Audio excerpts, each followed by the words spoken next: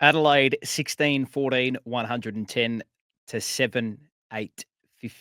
Blues go down by 10 goals against the Crows at Adelaide Oval. And the hoodoo against the Crows continues for another chapter. Like, subscribe, leave a comment after that debacle of a performance against Adelaide at Adelaide Oval Saturday twilight. It was ominous from the onset. It looked as though we mentally were not switched on, and we paid a big, big, big price. Not going to go through individuals today because enough was made of them, I think, post game, and enough will be made of them throughout the week. But let's talk about this holistically, and let's talk about the big, I'll call it an elephant in the room, the Carlton defensive profile and the statistical output and the statistical anomaly that suggests Carlton is one of the best defensive teams in the competition. So let's unpack this because people have been waiting for the response and have been waiting for the analysis of our defense and the way we set up the ground and the way we play football and why it did not translate against one of the best defensive teams in the league. So we'll start with what we base our game off to a certain point, and that's stoppage and contest. And we were well and truly obliterated in that facet of the game. And you only need to look at the score sources, which was an embarrassment of riches in favour of the Adelaide Crows, and they clearly went to work on the way Tom De Koning runs and jumps at the football. They went to work around their setup and detail around stoppage and around contest and around the source of the ball. And they outscored us at stoppage 7-4, 46 to 4-3, 27. They obliterated us from centre bounce, which was really, this was an unprofessional display from our midfielders defensively and the way we set up around the ground. 5-3, 33 from centre bounce to 1-1-7 is completely and utterly unacceptable. And the fact that Adelaide, this is the damning stat for me, and this is the damning number for me. The fact that the ball lived in our back half, you would expect that when we do score to a certain point, it is going to come out of our back half. So the majority of our scores should come from the back half. Adelaide outscored us. Scores from the back half, 5-4, 34 to 3-4, 22. Now, just to unpack all of this, right? So we're going to do it bit by bit to a certain point. And I want to explain the context behind data and numbers and how this all works, right? So the statistics and the output that AFL uses and that Champion Data uses would suggest that we are very, very strong defensively as a team. That's what the output suggests. That's what the team would use, and that's what most analysts would use to a certain point. So you see a certain outcome, and that is scores against, and you compare it to the rest of the league, and then you add in numbers which could potentially equate to that, and then you determine your outcome and your profile and ranking via those particular means. But what I feel people fail to understand in these particular moments is the context around how all of this eventuates. So this is, again, not a rule of thumb, but it goes a long way into explaining exactly what happened yesterday. So if we go through game by game this season, right, and explain the defensive profile of this team. Now, coaches can get this wrong. I will say this. And the data and the analytics and the statistics that the club use can paint a lie to a certain point. Now, the sample size at the moment is 8 weeks. My sample size at the moment is based on data, numbers, and the eye tests over a sort of 12 to 16 week period dating back to the halfway point of last season. So we will start with the Richmond game, round number 1, and we conceded 82 points, which most teams, I would suspect this year, probably won't concede 82 points to Richmond. But the fact that we conceded 82 points to Richmond, despite minimizing them to 40 inside 50s, one, shows you how poor our defensive shape is. And two, it also goes to highlight how poor we are with defense, not just without the ball, but we are poor when we defend with the ball. Now, to unpack that, we lack the composure and in-game management when the game is at its height and the blood is running and the adrenaline is running, just to gear down a notch and defend with ball in hand. We fail to do that on a regular occasion. We move over to round 2 in a game against Hawthorn. There were dewy conditions. Hawthorn only scored 80. We only scored 60. Again, we limited Hawthorn to 80 points. Right? But that was a game that was potentially conducive of low scores given the conditions in that particular fixture. Then we move on to round 3 against the Western Bulldogs, 75 to 83. This is a fascinating game. And this could also go towards looking at the club holistically as well. So again, we keep the Western Bulldogs to 83 points. Then the Collingwood game.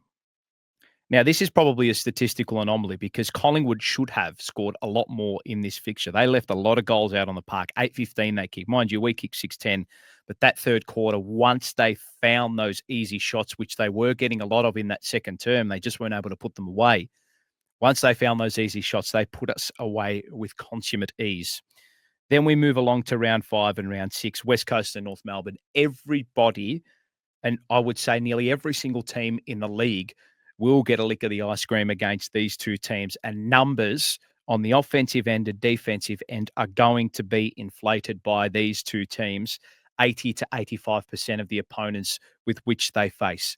So we can, to a point, we can eradicate this because these two teams are almost a complete outlier. They are both well off the pace when it comes to the standards of AFL, and they will finish bottom 2. I have no doubt about that. Then we move on to the Carlton and Geelong game. This is the 1 in 7. This is the 1 in 7. People will reference the Richmond and Adelaide game being outliers, but they fail to comprehend what happened against the Western Bulldogs, Hawthorn, who are two good teams in their own right to a point, and they will fail to fathom what happened against Collingwood. This game is the outlier. Carlton versus Geelong is the outlier, not the other way around. This is the sole performance to date this season with which you can say we defended admirably, we attacked with vigour, we played a modern style of game plan, whether that was by accident, whether that was by design. My fear is that it is by accident half the time because the crowd gets behind them and then you play on the front foot and you play with aggression and everybody is in that symbiotic relationship on the field where everything works well, the synergy's high, everybody's up and about. But we did have a lot of bailout contested marks and we had such a high amount of contested marks in that game. We had nearly 20 contested marks, which in my mind is unsustainable as a football club. Then came the game against Adelaide and all our defensive frailties were exposed in this game. Now, I want to explain the way in which defensive lines work. So high press this is not even half the problem of our club at the moment, right? Any team who dominates territory, you're always going to have a high press because you're playing in your front half. That's just natural. That's just maths and science and probability, right? You're always, if you're playing in your front half, of course your back half are going to press up. That's just naturally naturally that will occur when you win the ball, and lock it in your front half, right? But the fear for me out of this game is the lack of cohesion between our defensive lines. So this is how, and there were multiple occasions in this particular fixture with which this happened. So the cohesion between your defensive lines and knowing when to press and when to zone and when to man mark, we don't seem to get the details of that right. So you'll notice Adelaide had so many uncontested marks in the first half and throughout this game, really. And that is our kryptonite, right? That is our massive kryptonite when it comes to this whole contest and pressure type of game style. And the fear for me is that you saw what happened when these defensive lines go to water. So our midfield, or rather our forward half, will press up on the ball carrier.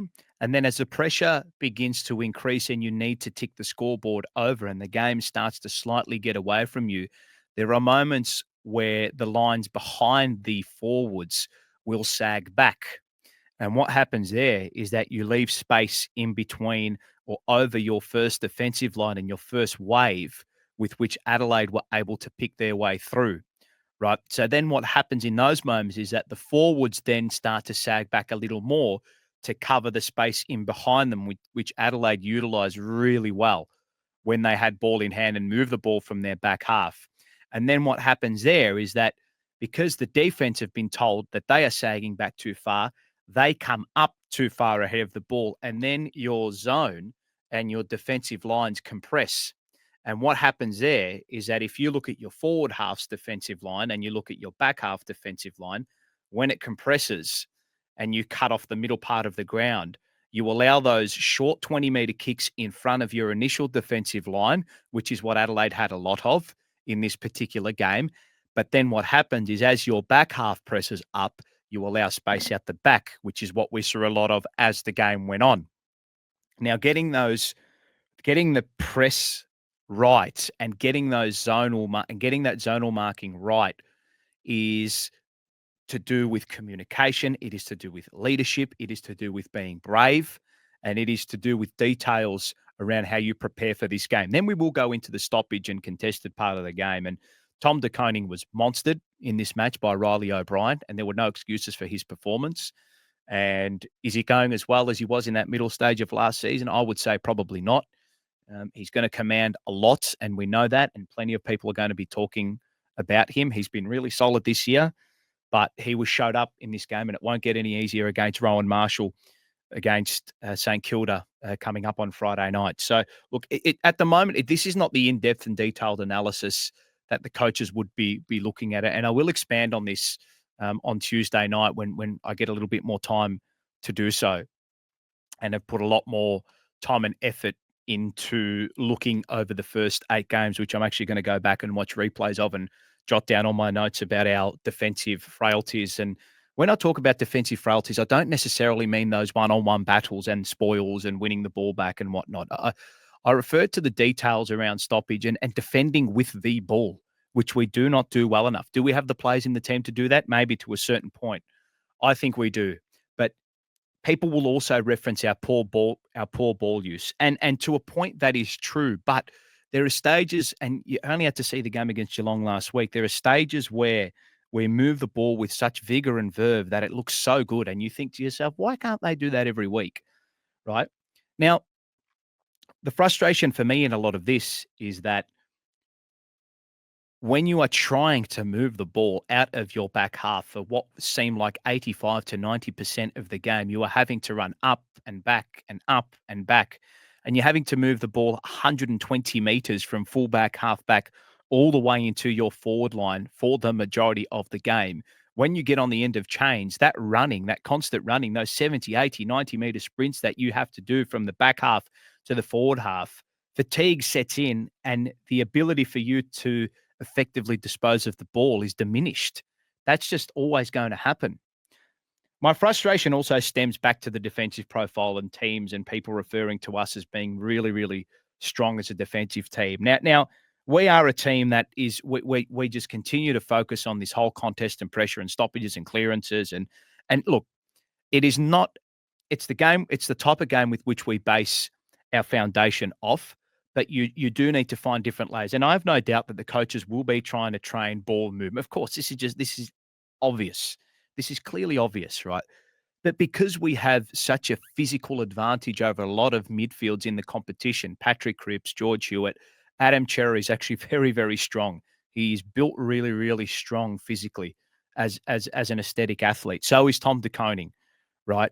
But the problem with our midfield at the moment is that speed and dynamism that we lack to a certain point that we don't get out of a Cripps or a Chera or a Hewitt or a Tom De Koning is where we fall off, right? So I think we need to forego a bit of physicality and a bit of dourness at the contest and maybe relinquish that stoppage and clearance game to a certain point to allow for us to be a lot more aggressive with ball in hand and a lot more dynamic and slightly more chaotic around not more chaotic, but a little bit more efficient around the stoppages as well. And people will go back to the defensive profile and the low scores that we keep teams to. But a lot of the games for us this season, outside of West Coast and North Melbourne, have not been these huge enthralling contests end to end to a certain point. And you don't want that all the time, right? But when you have games, and a lot of our games to a point will be stop and start because we can impose our will on the game more often than not when it comes to contest and stoppages because of our physicality around the ball, right? Most of the time, we will win those battles, right? But that also then means it's very, very stop start. And stoppage heavy games and contest heavy games will be stop start. There will be a lot of congestion around the ball. It will be quite scrappy. And in turn, the more numbers you have around the ball, it's going to be harder for both teams to score. So you get that game down to such fine margins that when it becomes that, those better ball users in opposition, when the time comes, they are going to carve us up to a certain point. And that's what I believe has happened with a lot of the games we've lost this season. So don't be too sucked into Carlton being the best defensive team in the league because a lot of it too is the way in which we sag back when the pressure comes on and you congest the back half and you congest the middle of the ground. But teams are too smart to get sucked into that. Adelaide was too smart. Hawthorn was too smart. The Bulldogs were too smart.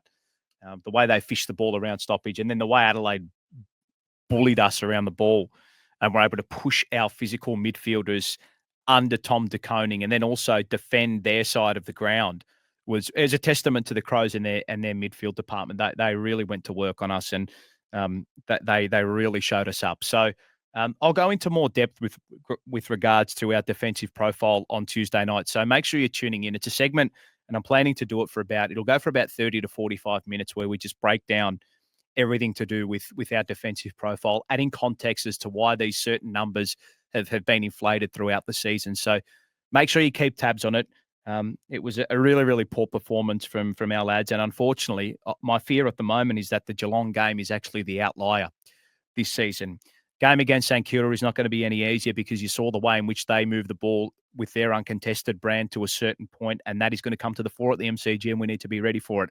And that is the kryptonite at the moment for our players and the contest and pressure brand that we've bestowed upon our identity. So it is a fascinating contest coming up on Friday night. Tune in on Tuesday night to the Jumper Punch. It's going to be a very, very analytical review of the loss to Adelaide. Not all is lost, though. It is fixable, but it needs to be a philosophical and mindset tweak with us at the moment. And we need to be far better with our cohesion and communication on the field when it comes to the way in which we set up our zonal defense and the way in which we set up ahead of the ball and the way we defend with the ball as well. So again, I'll go into far more depth on Tuesday night. Like, subscribe, comment. Let us know what you thought about the game, and hopefully we can unpack it all into a point with which you can really understand and get clear clarity on why these numbers are so inflated so far throughout the first 7 to 8 weeks of the season. Catch you on Tuesday night. Go Blues.